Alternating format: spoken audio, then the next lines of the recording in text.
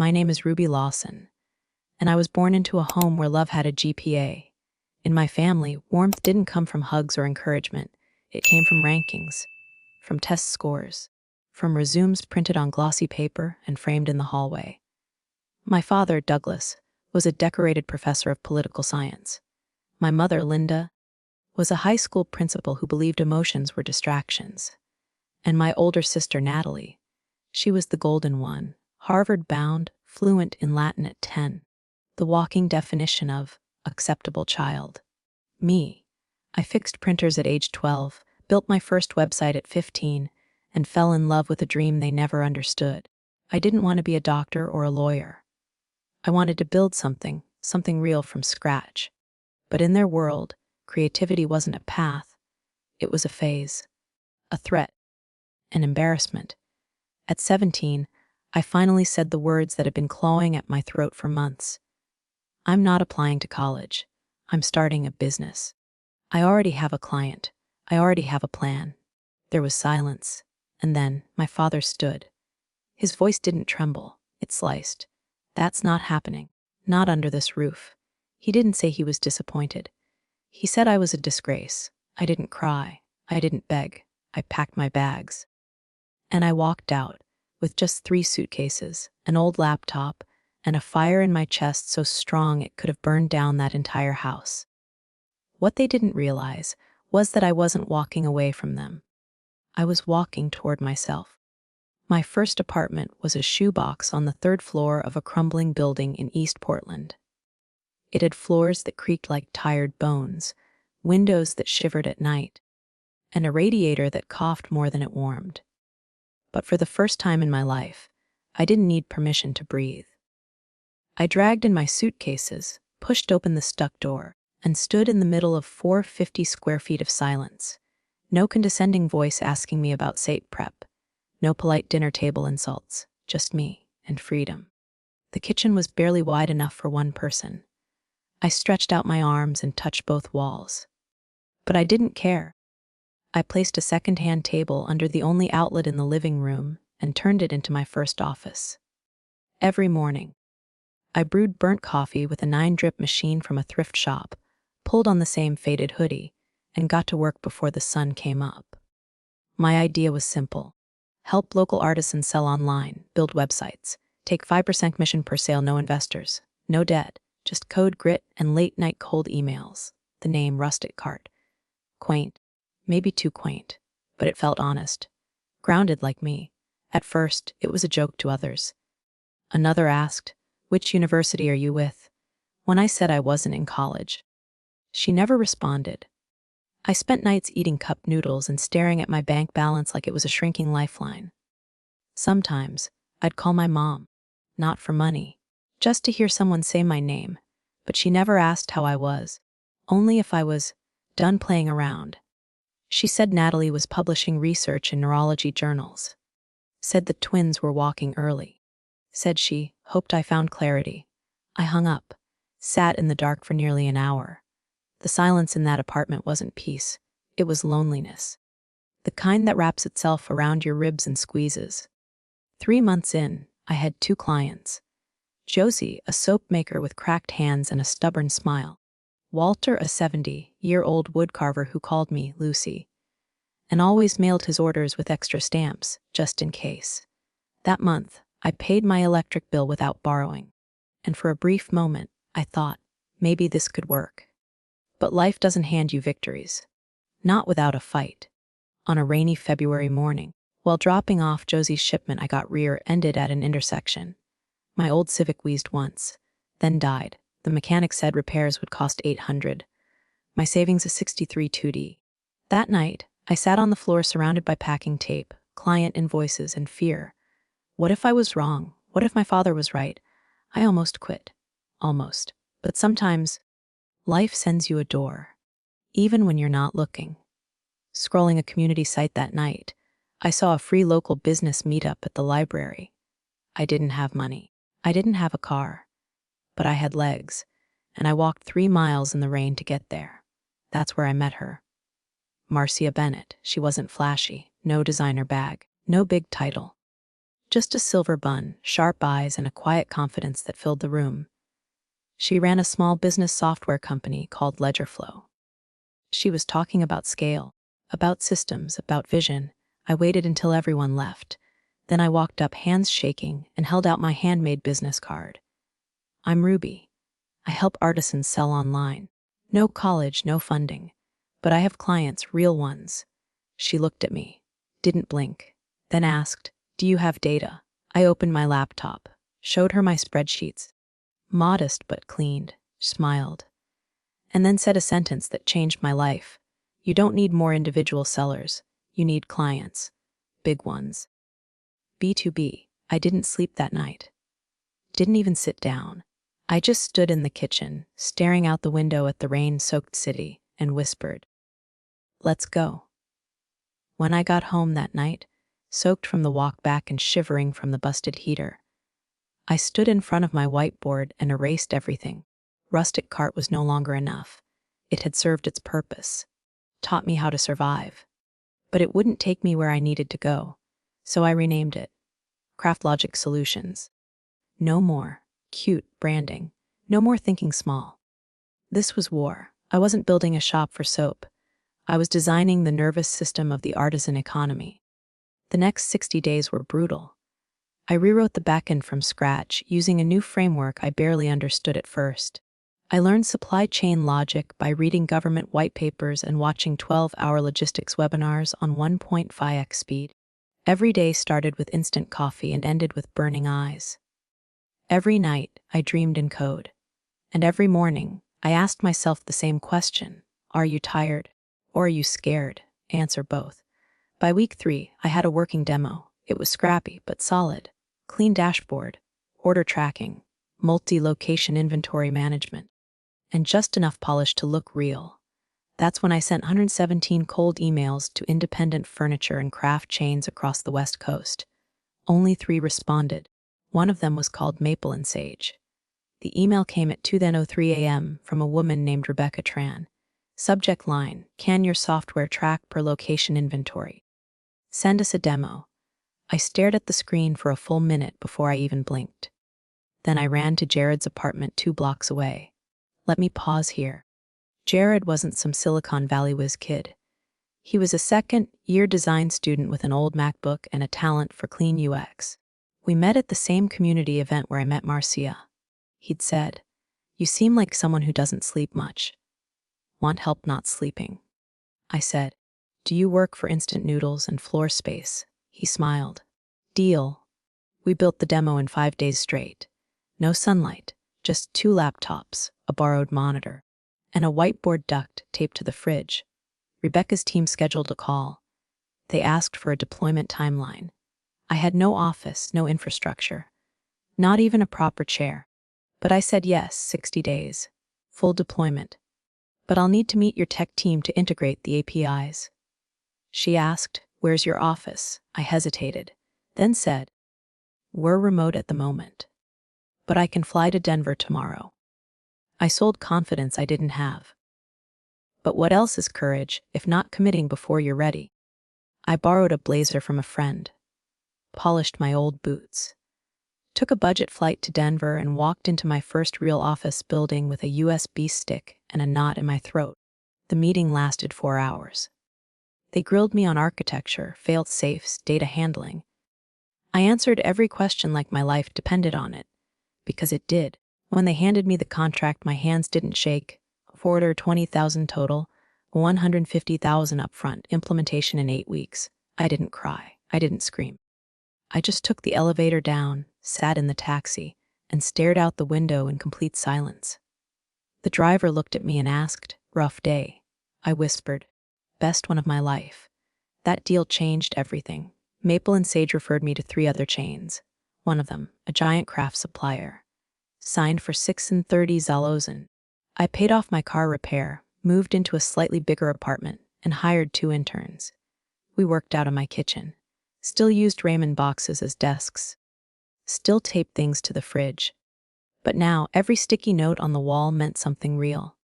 By the end of year 1, CraftLogic Solutions was generating over $1 million in revenue.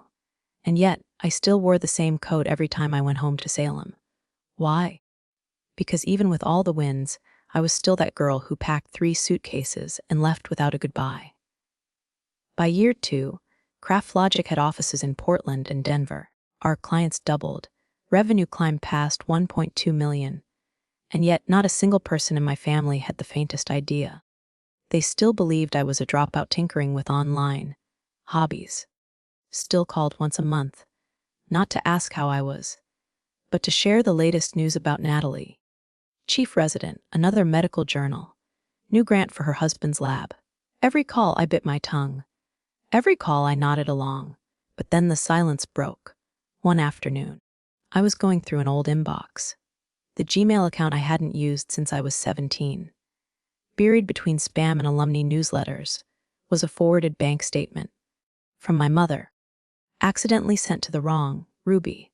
I opened it, and what I saw made my heart pause. Mortgage payment, 16 days overdue, medical prescription, a 1/8/2746 unpaid count balance 3T1.78, and no, they hadn't reached out, not a call, not a text, just drowning, quietly, stubbornly, as if asking for help would crack the image they built. That's when I made the decision. I didn't send them money. Instead, I called Robert Kane, my company's legal counsel, and said, I want to set up a nonprofit grant. Anonymous, ongoing, for a couple who served education in Oregon for over 30 years. We called it the Spring Hill Holding Fund. It sounded noble, like a public initiative, but it was just me, a daughter, building a lifeboat for the people who once threw her overboard. Within a week, their bank received confirmation. Due to your long-standing contributions to the educational community, Spring Hill Holding will cover your mortgage moving forward. They never questioned it. 2 weeks later, I went further. We created a shell company, Brightstone Consulting, registered in Boise. Through it, I offered my father a consulting contract, designing modern civic education curriculum for digital-age learners. Compensation $2,000 a month. He told the entire neighborhood he'd been selected as a state advisor. Hosted barbecues again. Laughed louder. I didn't interrupt the story. Let him have it. And then there were the twins, Natalie's kids, Jacob and Lily. She'd had complications with the birth. Her savings drained, daycare postponed. I knew it not because she told me, but because she posted online. God always provides. Just got approved for 2 miracle scholarships. What she didn't know, the scholarships came from the Northwest Infant Potential Development Fund. Also me. $100 each, renewed annually. No one ever asked who funded it. They were too busy celebrating divine timing. Over 3 years, I spent $120 in silent support. Housing, medical bills, private school tuition, fake job contracts, gas cards under fake nonprofits. I never asked for a thank you. In fact, I was terrified of getting one. Because the moment they knew, the illusion of control of distance would break. And I wasn't ready. I was 2 people. One, Ruby Lawson, Texio keynote speaker, the so-called sorceress of artisan software.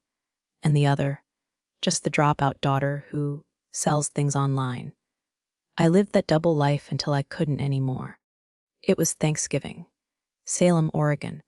Rain tapped against the windows like a reminder I hadn't come home in years. Not truly. Every visit before had been a performance. Quiet, tight smiles, old sweaters that didn't show success. But this year I brought a bottle of red wine, a 40-page folder, and a USB drive. My hands weren't shaking. Not anymore. The house hadn't changed. Same stiff dining chairs. Same overcooked stuffing. Same perfectly timed dinner at 6:00 p.m. I walked in. Mom was already bustling in the kitchen, too focused to say hello. Dad sat in his old armchair, flipping through the Wall Street Journal.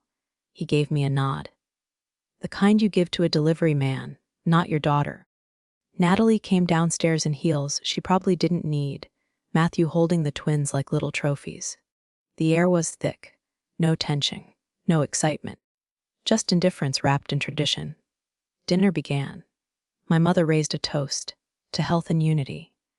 Then my father delivered the expected speech, Natalie's accomplishments. Matthew's publications, the twins' developmental milestones. I waited. Not a single word about me. Not even my name, so I placed the folder on the table, right in front of them. Before dessert, I'd like to share something. Forks paused. Eyes narrowed. I opened to the first page a centerfold from TechBridge Weekly. A photo of me, mid-laugh, under the headline, Ruby Lawson, CEO of CraftLogic, the woman reshaping America's artisan market. My father picked it up, flipped through it like he was scanning for forgeries. "Where did you get this?" he asked, voice flat. "From my own life," I said calmly. "I've been running CraftLogic for 8 years now. We're valued at over $47 million. We employ 180 people, and I'm the one who's been covering your mortgage, your medications, Dad's salary, Natalie's daycare scholarships." I turned the next page, showed the bank transfer receipts, the fake consulting contract, the trust fund paperwork. Every detail was laid bare. Silence then. "This is a lie," my father snapped, standing suddenly. "You expect us to believe a college dropout built a software company worth millions? You don't have to believe it," I said. "You've been living off it." He flushed. My mother reached for my wrist. "Why didn't you tell us sooner?"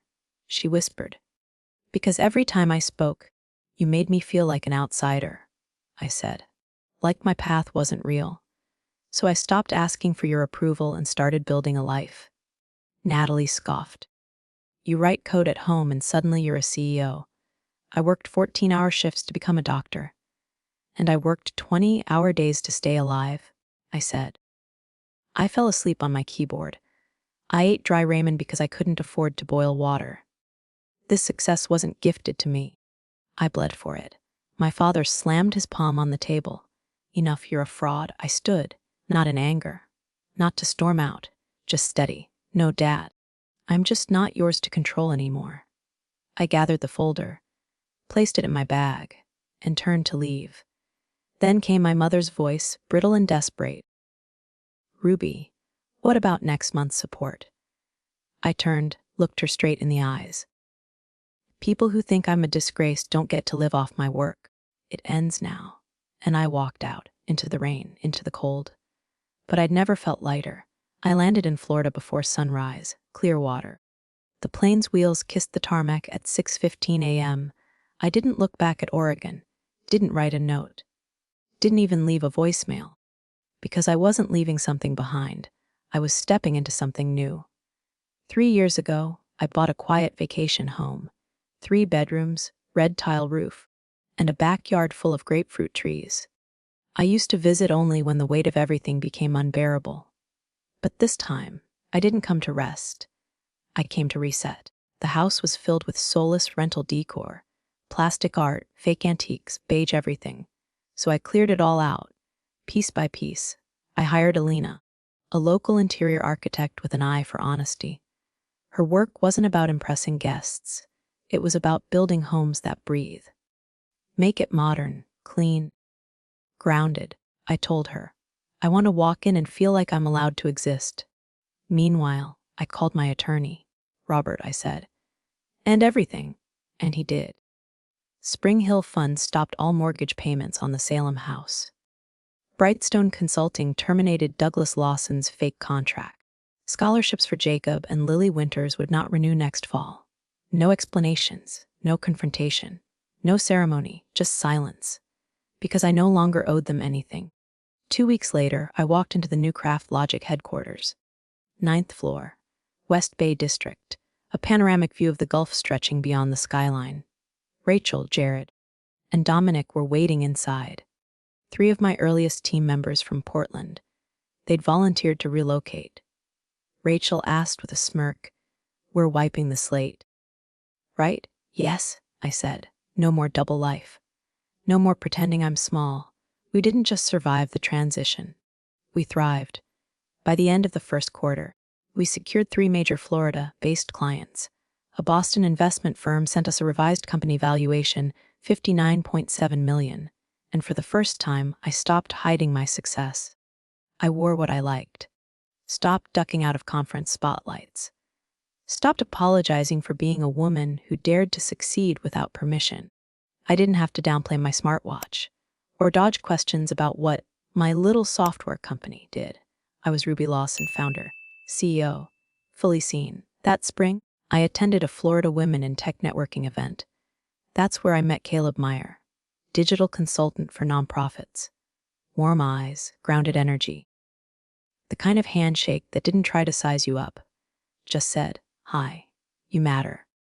We talked about connecting rural founders to digital tools, then about steamed grouper from a local Thai place, then nothing work related at all. 3 dinners later, we were walking barefoot along the beach, sharing one pair of earbuds. He looked at me and said, "You're the only person I know who built an empire in silence." I laughed, not because it was untrue, but because for once, I didn't have to correct it. I stayed quiet because I thought if they knew, they'd try to change me. And now, if someone can't accept who I am, they don't get access to me. Every Sunday, I hosted dinner on my porch, long table, string lights, homemade bread. No one asked about payroll. We talked about purpose. That's when I knew I didn't just want to win for myself. I wanted to create space for others like me, young, underestimated, and full of fire. So I started the Ruby Foundation. Not everyone survives grinding in the dark. Not everyone gets lucky enough to meet a mentor like Marsha Bennett at the exact moment they're ready to give up. But I did. And I couldn't keep that kind of grace to myself. So I built something for the ones like me. The ones with ideas but no pedigree, drive but no degree, hunger but no connections. The Forge Forward grant wasn't just a fund. It was an answer to a 19-year-old girl who once sat on the floor of a cold apartment, whispering into the silence, "I just need one person to believe in me." We launched the initiative under the Ruby Foundation, quietly but intentionally. No press fanfare, no PR campaign, just a website, a purpose, and a promise. We don't care where you studied. We care what you're building and why.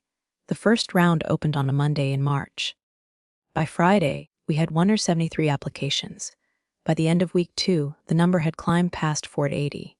Some were messy, some were brilliant, all of them were real. The first recipient was a 22-year-old named Alicia Monroe from El Paso, Texas. She'd been working part-time at 3 different clinics while writing code at night, trying to build a scheduling system that would help low-income patients book recurring appointments without phone calls or language barriers. Her education section only said, "Hey, school diploma, GD 2019.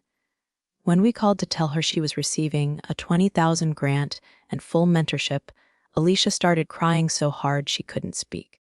She finally choked out, "I didn't think anyone would pick me when they saw my background." I smiled and said, "Maybe you just hadn't met the right reviewer yet." We didn't stop there. The grant also came with one monthly mentorship with seasoned founders, access to our private founder community forum, invitations to quarterly retreats where we didn't just talk about funding. We talked about failure, fatigue, and faith. Every founder in the Forge Forward network knew one thing. You don't have to prove your worth. You just have to show up with truth. One warm April afternoon, I stood on stage at Clearwater's Tech Hub auditorium. No teleprompter, no prepared speech, just me, a mic, and the dream I once thought would never be welcome in the real world. There are 16-year-olds who can build better chairs than IKEA. There are teenagers with algorithms that rival engineers. If we keep dismissing them because they don't have the right diploma, we're the ones who lack vision. Applause. Not polite, not forced, earned. The more we gave, the more came back. The Ruby Foundation was flooded with letters.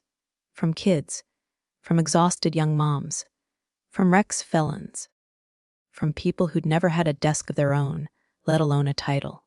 They didn't want handouts. They just wanted a real shot. But one call caught me off guard. It was a number I hadn't seen on my screen in nearly a year. Natalie Lawson. I almost sent it to voicemail. But then I picked up. "It's me," she said. Her voice was softer, slower, almost uncertain. "I'm not calling to beg. I just wanted to say thank you for everything. And I'm sorry. I didn't say anything for a moment. Just stepped into the kitchen and poured a glass of water, trying to make sense of the sudden weight in my chest. I didn't see you, she added. I should have.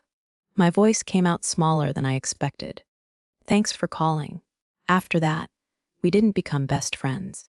I didn't invite her over, but I started replying to birthday messages, asked about the kids, sent a gift when Lily broke her arm, and got a pink cast with glitter stars.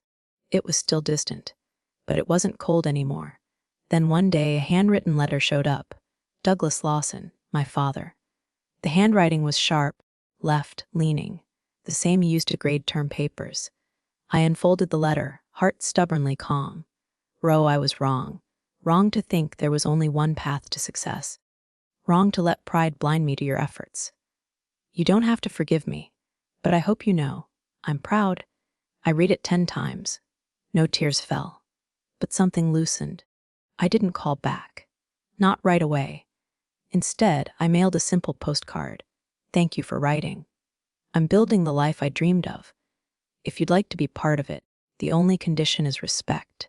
I didn't decide to meet them out of obligation, or guilt, or nostalgia.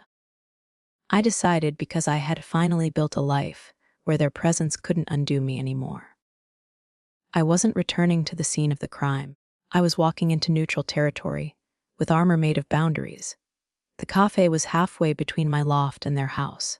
Public, quiet, no chance for dramatics. I arrived 15 minutes early, ordered a tea I didn't even plan to drink. The woman at the counter asked if I wanted a name on the cup. Ruby, I said, not Ro, not Rebecca. Because I chose that name, because I earned it. They walked in together. My mother first, eyes wide, anxious. My father behind, hands in his coat pocket, the exact posture of someone walking into court. For a moment, no one moved. Then I gave a nod toward the booth. We sat. Silence hovered between us like steam from the tea I didn't touch. You look good, my mom offered. I am good, she nodded. We've missed you. I didn't answer. My dad cleared his throat. I know we're not here to dredge things up, but I just wanted to say, no speeches. I interrupted, calm but direct. No rewrites. Just facts and boundaries. He closed his mouth. Listened. I built my business from nothing. You both saw it but refused to acknowledge it. Fact, you used your titles to make me feel small. Fact, I gave thousands when I had hundreds.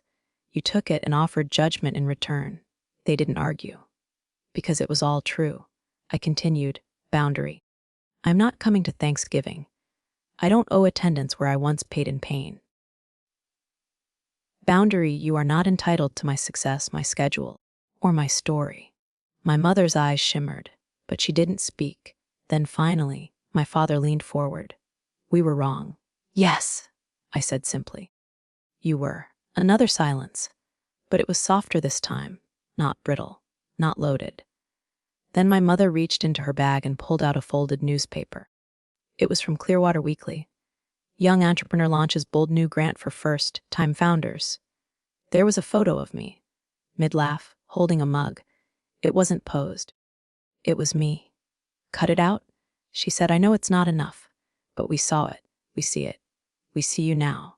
I didn't cry. But for the first time in years, I felt something shift.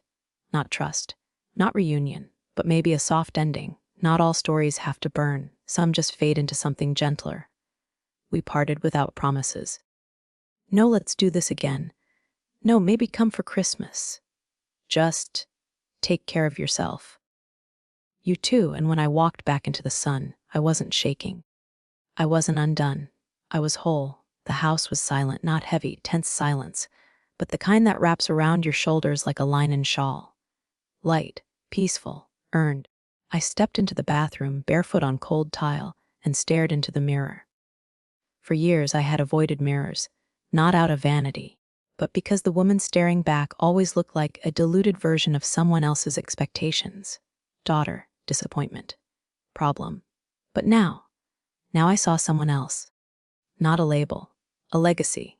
The line of my jaw had sharpened over the years. The softness around my eyes had deepened, from sleepless nights, from resilience, from joy too rare to waste.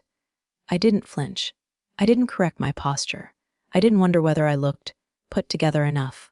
I smiled. Not a rehearsed smile. Not the kind you wear at family dinners. A real one. Private.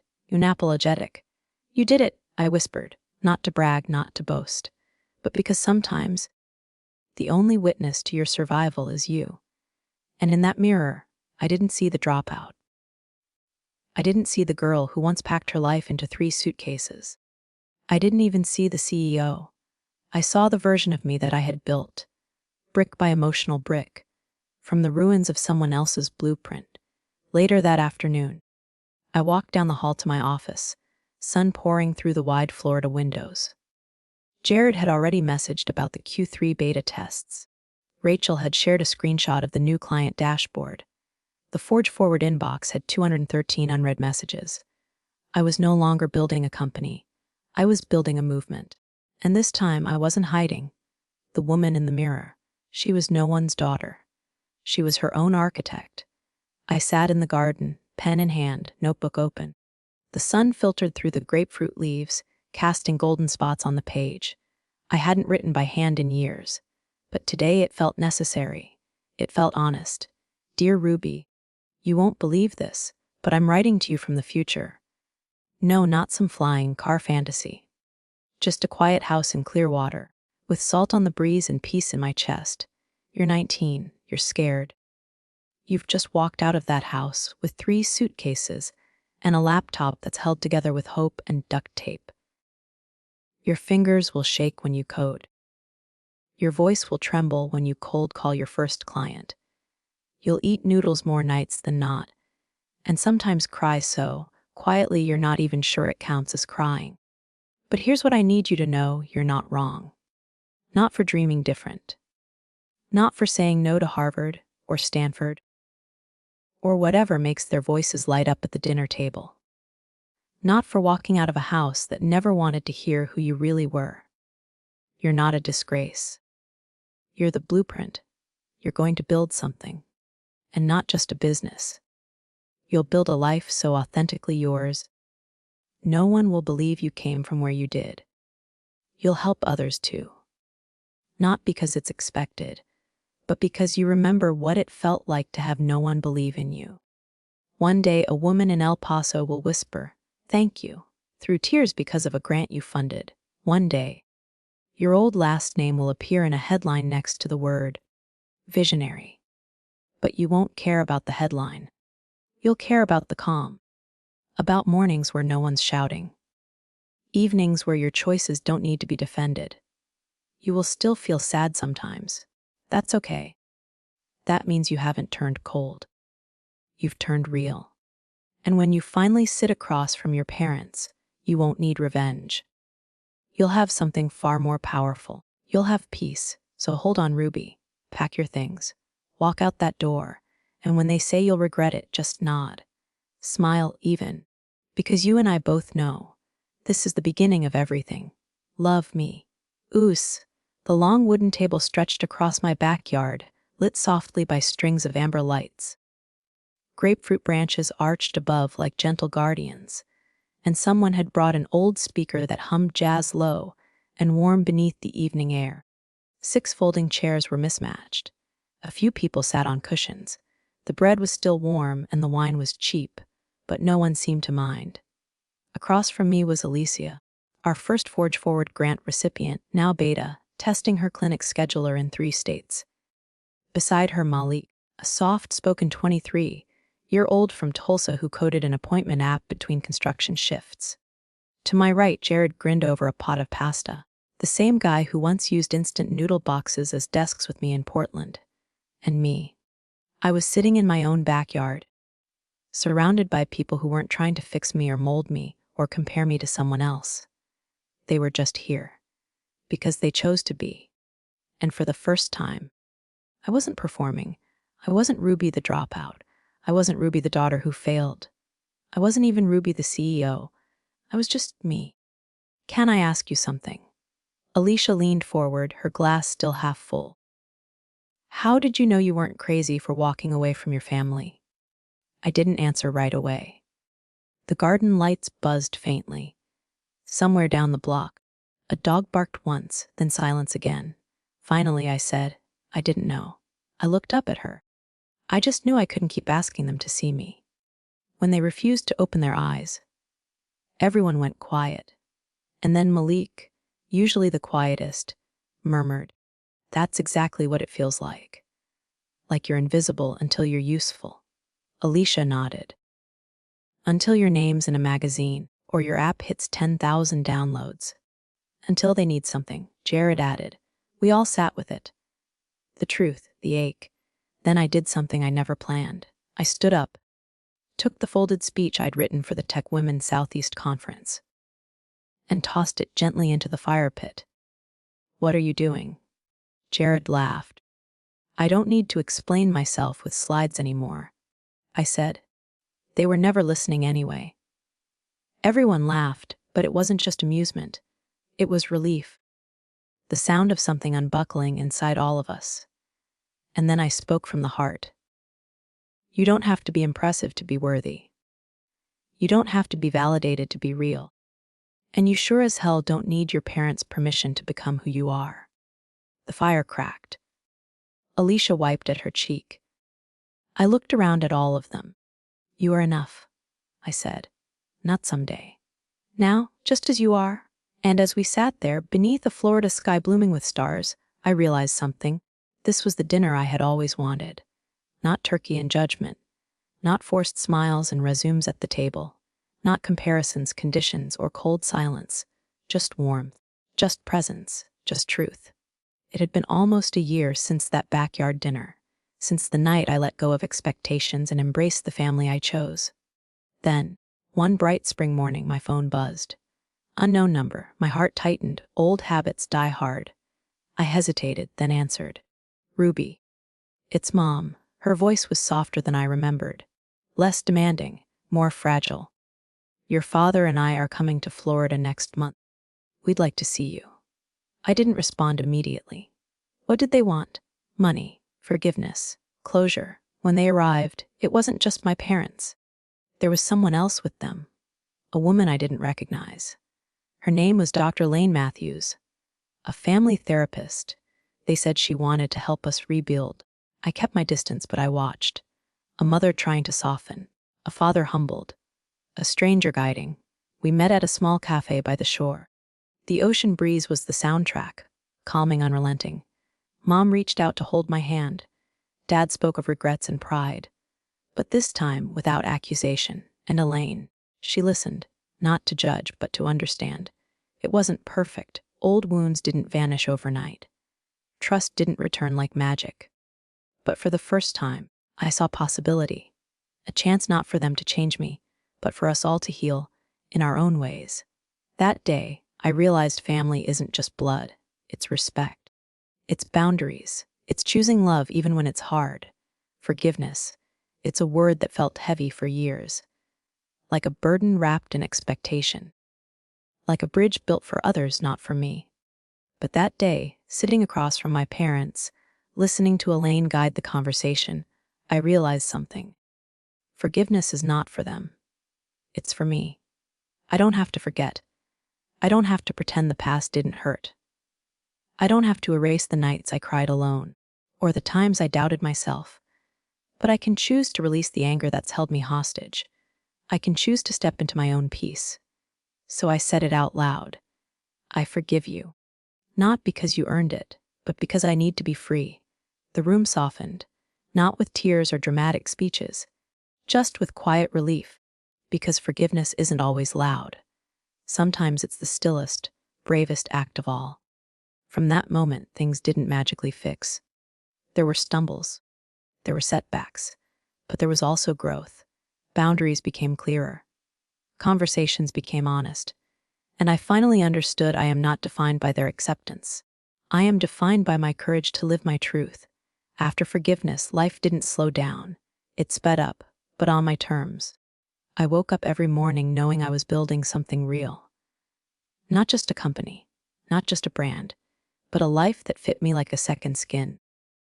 I invested more time in the things that mattered, mentoring young founders at the Ruby Foundation, walking barefoot on Clearwater's beaches with Caleb, sharing dreams and playlists, cooking simple meals in my bright kitchen, no longer rushing, no longer apologizing. I stopped hiding behind old fears, stopped shrinking myself to fit others' expectations. My business grew, but so did I. From the girl who left home with 3 suitcases, to the woman who stood on stages, inspiring thousands. From the dropout daughter, to the CEO who rewrote her story, on her own terms. And every now and then, I catch my reflection and smile. Because the woman in the mirror isn't defined by where she came from. She's defined by every brave choice she made to be truly free. If you're listening to this, maybe you felt like I once did. Like the world wants to box you in, label you, tell you who you should be. But hear me when I say this: your story matters. Not because you have a perfect past, not because you have a fancy degree or a big name, but because you have the courage to write your own future. You don't need permission to dream. You don't owe anyone your success. And you certainly don't have to sacrifice yourself to make others comfortable. Every setback, every silent dinner, every "you can't" is a brick. Build on it. Build through it. And when you do, you'll find a truth like I did. The most radical thing you can do is simply choose yourself. If Ruby's journey touched you, inspire someone else. Share this story. Like this video. Subscribe for more real stories of courage and growth. Remember, you're not alone, and your next chapter starts the moment you decide it does.